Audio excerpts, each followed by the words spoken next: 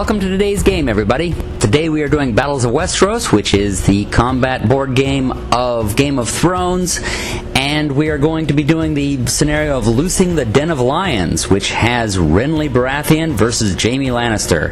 With Renly is Brienne Tarth and Bryce Caron, and with Jamie Lannister are Kevin Lannister and Adam Marbrand. The Lannisters are being run by Lance, and the Baratheons are being run by Nathan. Let's hear from Nathan first, because he knows this world better than anybody. Well, except maybe George R.R. Martin. Hi, I'm Nathan from Vanaheim Studios and Iron Shield Arms. This selection of weapons that you can see here behind me is part of our training in Western martial arts that we do at the studio. Today we're playing Battles of Westeros, I believe, and I am controlling the Renly Baratheon force in the quest for the Iron Throne, the Battle of the Five Kings, really. I haven't played the game before.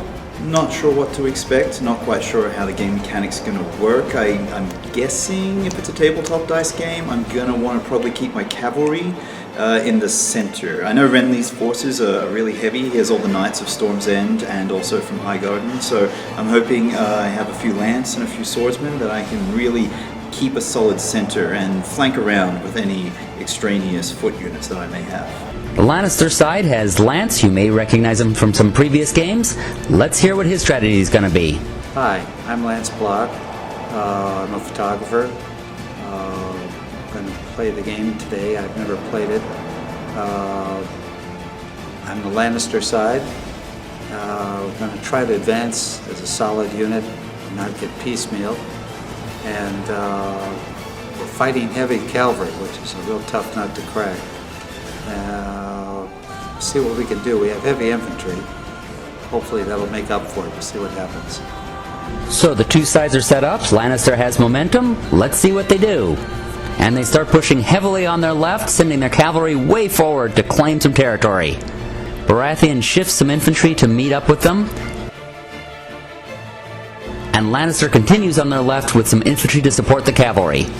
Baratheon continues to push forward slowly on their left, but Lannister is claiming more and more territory faster than the Baratheons can move. And finally, the Baratheons move up some cavalry. Looks like the Lannisters have a much more steady line, however. And Baratheon brings some infantry into the center. They trade some shots with their bows, and now the Lannisters move up some cavalry onto the hill. The engagement has begun, and Baratheon moves some infantry up on their left, shooting up the road. Lannisters meet them sort of by sending some infantry, but it looks like they're still shifting more to their left.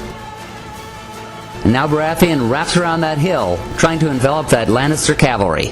They also push up that infantry, and now they are fully engaged all along that front. It looks like the Baratheons are getting the bad side of it, as they are losing a lot of infantry. The Lannisters bring up the rest of their infantry to make a solid line. But now Baratheons have knocked off a lot of that cavalry on the hill, and now they've knocked them completely off. And they're pushing forward on their left and killing some more cavalry. The Baratheons are hitting hard on that left. It does make sense as they have two commanders up there, Renly and Bryce. Jumping forward a little bit, and Lannister has pushed everything forward on the left. And they're steamrolling over Baratheon on that flank. They've taken out one unit, and Baratheon is filling the hole with some cavalry. The two sides are slugging it out on that flank. Meanwhile, Renly Baratheon is shifting over to the left. However, he's really isolating himself from the rest of his men. He may be vulnerable, but he's pushing back some Lannister infantry. And Lannister is continuing to cut him down on the left, all while keeping his line more or less in order. Baratheon answers by bringing forward some of his reinforcements under Brienne Tarth. The slugfest continues in the left.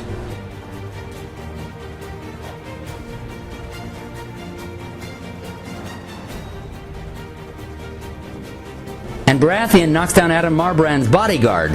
He is now vulnerable.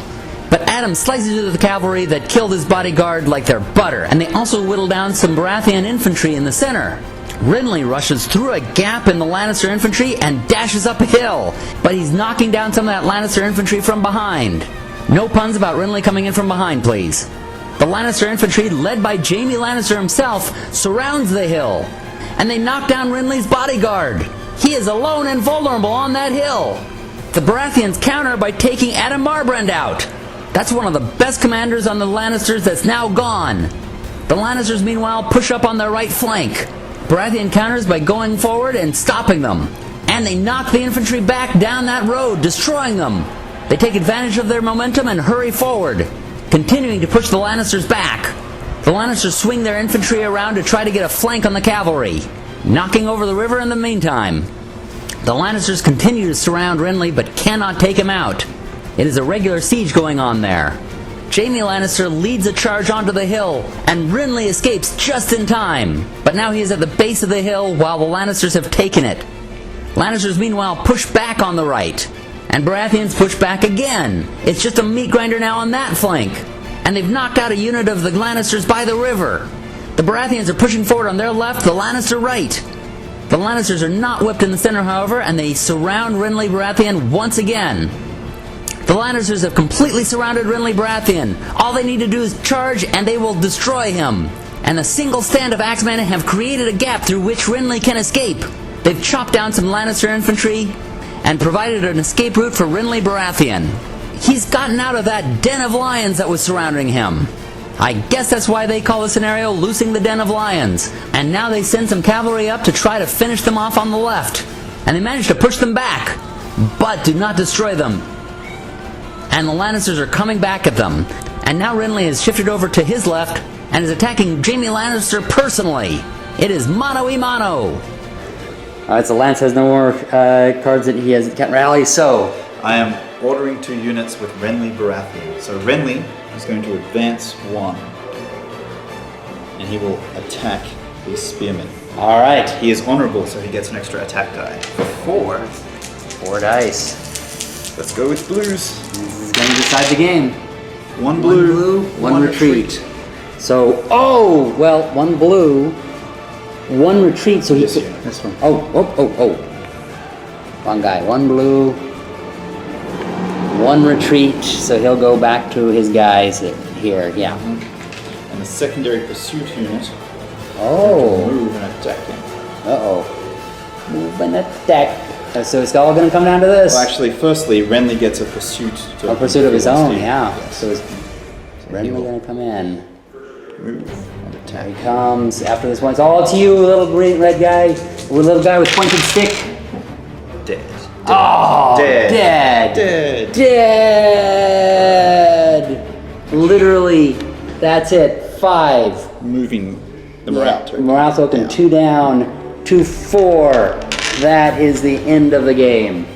Oh, that was a good one. Very good. Came down to the very last card on the very last turn. Yeah, I did actually. That's the sign of a good game. Well, that was a heck of a fight. Let's see what the 2 commanders have to say about it. Well, things didn't go well. We tried to advance on a solid front, and all we could get is piecemeal. And we got eaten up because of it. The heavy cavalry was pretty awesome to fight. They were hard not to crack, and they pretty much took out our cavalry. We only had heavy infantry, and they they got knocked out of the game pretty much by a card play that sent them running, and they never really got back in the game, which I think hurt us quite a bit.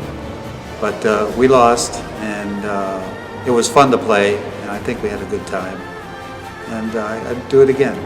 Yeah, I totally kicked his ass. I really didn't expect that to happen.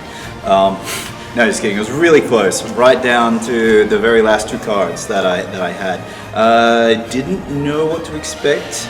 Game mechanic-wise, I found out that hilltops are really important to hold. So really the turning point was when I started to flank around with cavalry instead of holding them as my center vanguard, and I knocked a few of his units off hills and was able to hold them and distract him long enough to bring my reinforcements up the center and wipe out his units in the very last roll of the dice. Well, that was a really good one. If you enjoyed it too, be sure to subscribe and like us here and on Facebook. Tell your friends about it. Enjoy our other mini videos, and happy gaming, everybody. Rhubarb.